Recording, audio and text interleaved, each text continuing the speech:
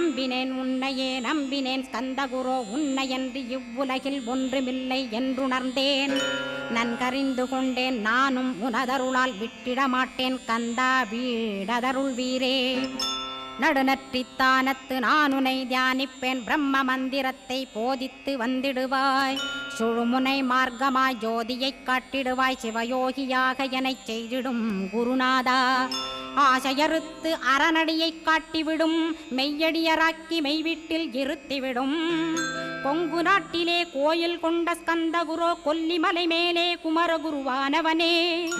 கஞ்சமலை சித்தர் போற்றும் ஸ்கந்தகிரி குருநாதா கருவூரார் போற்றும் காங்கேயா ஸ்கந்தகுரோ. மருதமலை சித்தன் மகிழ்ந்து பணி பரமகுரோ சென்னிமலை குமரா சித்தர் கருள்வோனே.